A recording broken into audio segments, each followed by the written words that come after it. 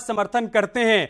ये हमारा दूसरा और प्रमुख सवाल था कि आप सभी पुरुषों और महिलाओं के लिए विवाह कानूनी उम्र 21 वर्ष यानी शादी की उम्र 21 साल कर दी जाए, इसका समर्थन करते हैं? इस पर जो जवाब आया है वो भी आपको बताते हैं। हमारे सवाल का जवाब क्या है, कितने फीसदी लोग कहते हैं कि हम समर्थन करते हैं? आप देखिए 78.7% लोग ये कहते हैं कि हाँ हम समर्थन करते हैं, विवाह की उम्र 21 वर्ष कर देनी चाहिए, जबकि नहीं कहने वाले 16.6% लोग हैं और पता नहीं या फिर कह नहीं सकते ऐसे लोगों की संख्या 4.7% है। शादी की उम्र 21 साल कर दी जाए, इसका समर्थन करने वाले 78.7% लोग हैं। मतलब बहुत बड़ी आबादी है जो ये चाहती है कि शादी की उम्र 21 वर्ष कर दी जाए, सभी धर्म सभी समुदाय की महिलाओं के लिए पुरुषों के लिए एक समान उम्र कर दी जाए, यानी विवाह 21 वर्ष में ही हो, जो कि अभी तक लड़कियों के लिए और लड़कों के लिए अलग अलग उम्र निर्धारित की गई है। उसको लेकर 78.7% लोग ये कहते हैं कि नहीं ये गलत है, एक समान उम्र कर देनी चाहिए, 21 वर्ष कर देनी चाहिए, ये ज्यादातर लोगों का मानना है। सिर्फ 16.6% लोग ऐसे हैं जो कि इसका विरोध कर रहे हैं और 4.7% लोग ऐसे भी हैं जो कह रहे हैं कि कुछ कह नहीं सकते हैं। तो एक बार फिर से आपको सवाल भी बताते हैं और उसका जवाब भी बताते हैं। हमारा दूसरा सवाल यही था कि क्या 21 साल कर देनी चाहिए शादी की उम्र सभी धर्म के लिए सभी समुदाय के लिए? इस पर 78% लोगों ने कहा है कि हां 21 वर्ष कर देनी चाहिए। रूही भाटी, 78 लोगों का मानना है कि सभी धर्मों में पुरुषों के लिए और महिलाओं के लिए शादी की उम्र एक समान हो, उसे 21 साल कर देना चाहिए।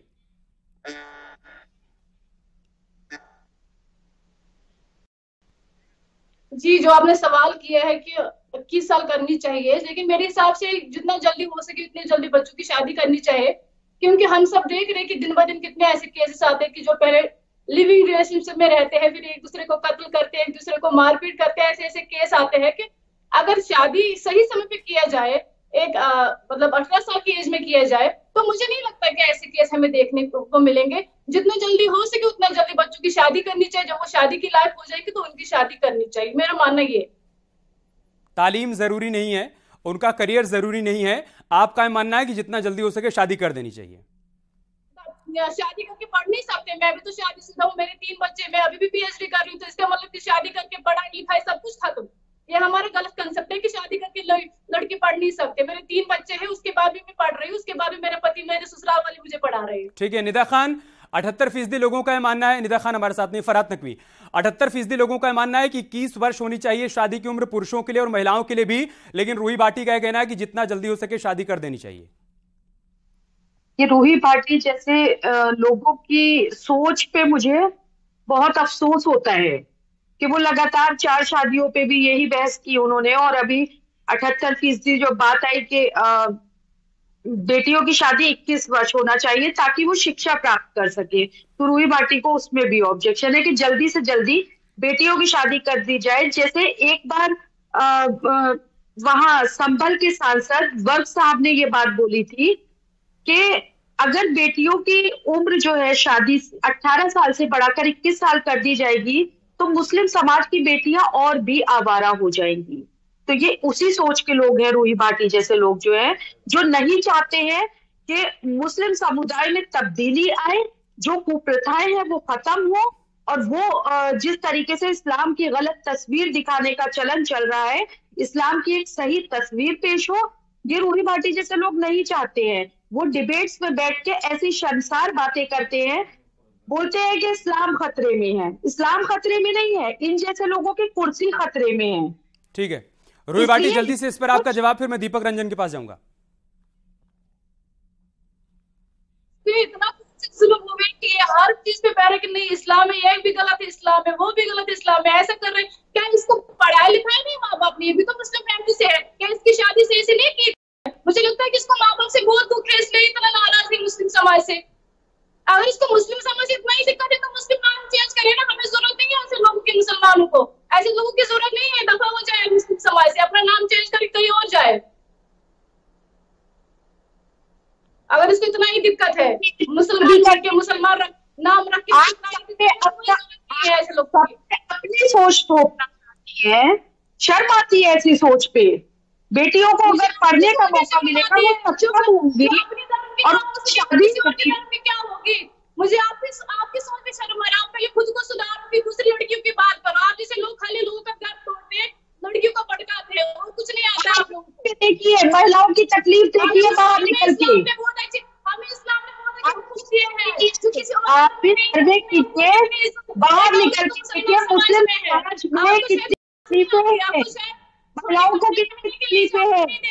आपको शायद बाल काटने के लिए इजाजत नहीं देती, घर के काम छोड़िए, घर से बाहर निकलिए। आपको और कुछ नहीं चाहिए। ठीक है आपको और कुछ नहीं चाहिए। रूही भाटी, आपके हिसाब से तो 78.7% लोगों को मुस्लिम धर्म छोड़ देना चाहिए।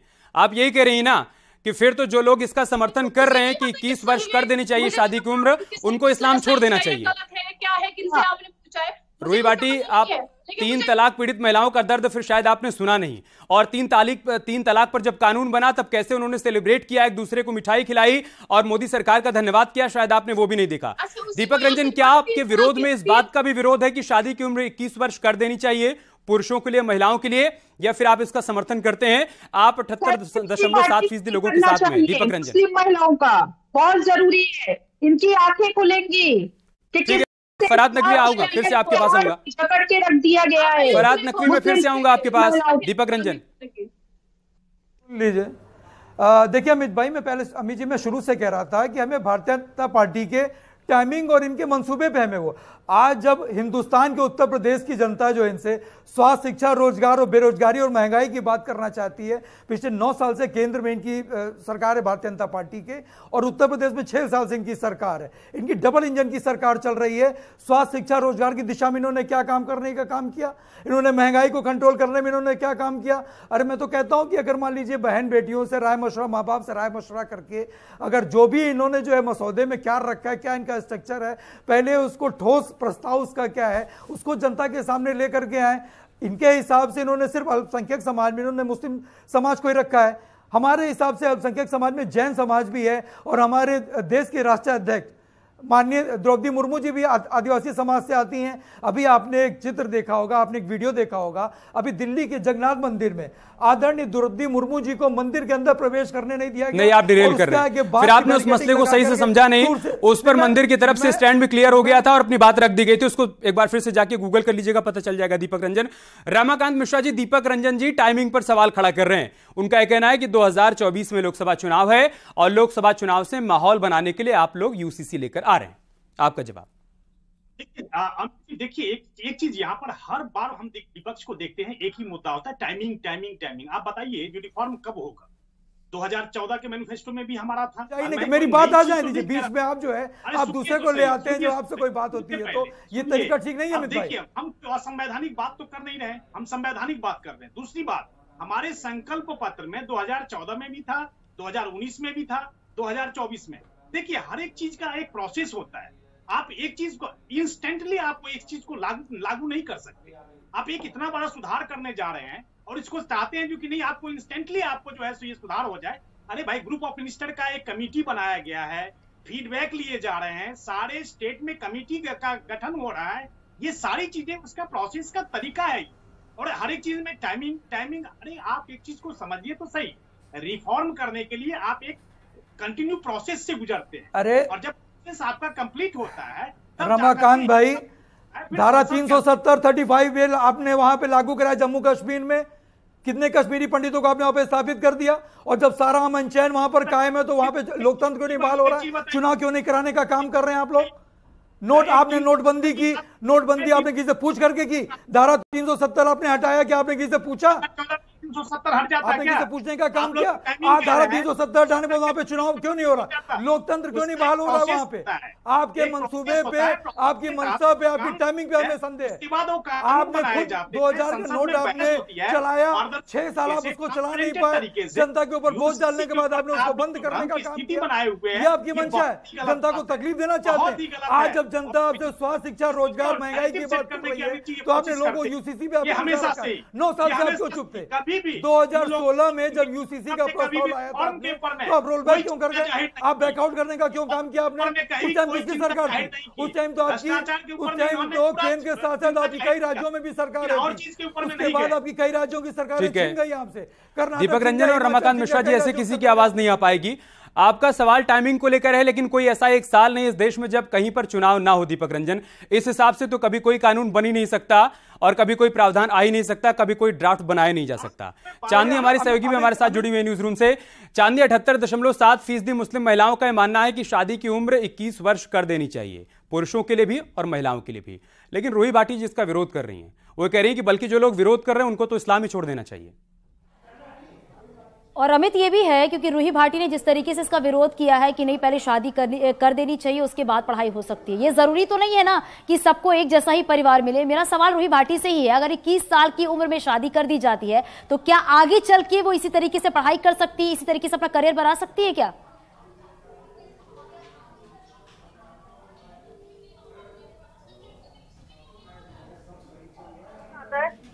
अच्छा, जब शादी नहीं किया जाए तो उसके बाद भी तो लोग बॉयफ्रेंड गर्लफ्रेंड रखते हैं, उसके बाद भी तो लिविंग रिलेशनशिप में रहते हैं। उससे अच्छा है ना कि गुनाह से बचो। हमारे इस्लाम में हराम है लिविंग रिलेशनशिप, हमारे इस्लाम में हराम है बॉयफ्रेंड गर्लफ्रेंड रखना। तो मैं अपने इस्लाम की अकॉर्डिंग बात कर रही हूँ। मेरे हिसाब से गलत है। मेरे हिसाब से जब लड़की बालिग हो जाए, लड़का बालिग हो जाए, उनकी शादी करके गुनाहों से भी बचेंगे और बाकी सब जो समाजी बुराई है उनसे भी बचेंगे।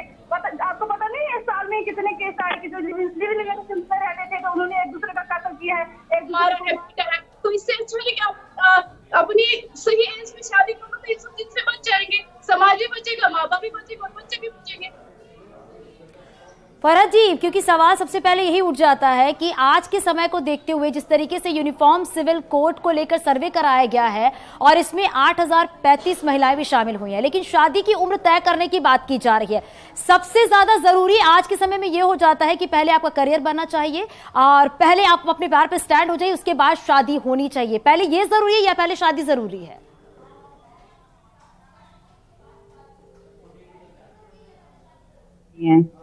और ये रूही भाटी जैसी उसमें जो कुछ परसेंटेज में आती है, वो रूही भाटी जैसी आज भी तुच्छ मानसिकता की ऐसी महिलाएं हैं जो नहीं चाहती हैं कि हमारी बेटियां पढ़े लिखे सक्षम हो, शादी जैसे रिश्ते को निभाने में सक्षम हो सके, उनकी उम्र 18 से बढ़ के 21 साल हो जाए। आजकल जितनी भी पढ़ी लिखी फैमिली है, अच्छी फैमिली है, वो यही चाहती है कि 21 साल मिनिमम 21 साल होना चाहिए एक बेटियों की, ताकि बेटियां स्टैंड कर सके।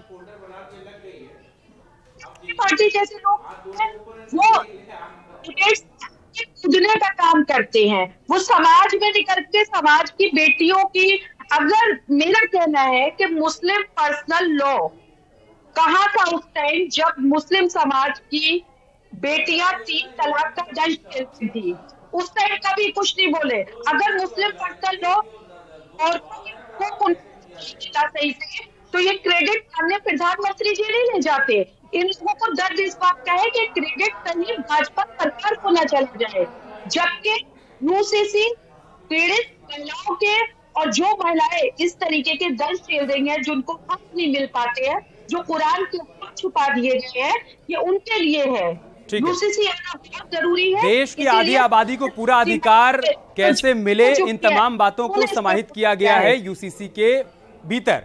अगर हम खासतौर से उत्तराखंड में यूसीसी को लेकर जो ड्राफ्ट तैयार किया गया उसकी बात करें तो विशाल गर्ग, जब आप मुस्लिम महिलाओं के बीच पहुंचे तब मुस्लिम पुरुषों के सामने और मुस्लिम पुरुषों के पीठ पीछे या फिर उनकी गैर मौजूदगी में क्या उनकी राय में कोई अंतर नजर आया? क्या वो उनकी गैर मौजूदगी में ज्यादा खुलकर बोल पाई, ज्यादा सही तरीके से अपनी बात को रख पाई, अपनी राय को रख पाई?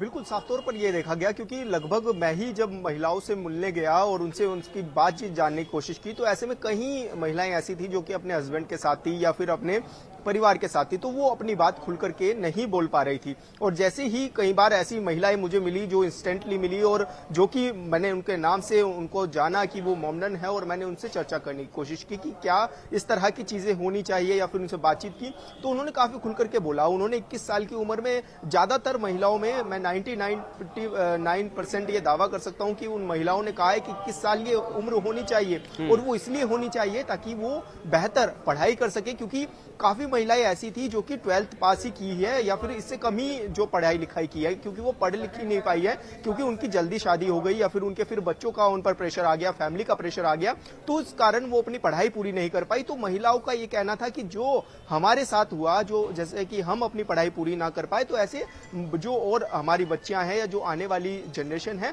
वो अपनी पढ़ाई पूरी कर सके, अपना कैरियर सेट कर सके, क्योंकि जो दबाव आज के समय में वो कहीं ना कहीं झेल पा रही हैं वो उनको ना झेलना पड़े। तो कहीं ना कहीं ये साफ तौर पे कहा जा सकता है कि वो जब अकेले में थी तो काफी खुलकर के इस पर बहस कर रही थी, काफी खुलकर के वो अपनी बात रख रही थी, लेकिन जब वो परिवार के साथ थी तो ये सब चीजें देखने को कम मिली हैं। ठीक है जी रुई भाटी, आधी आबादी को पूरा अधिकार मिले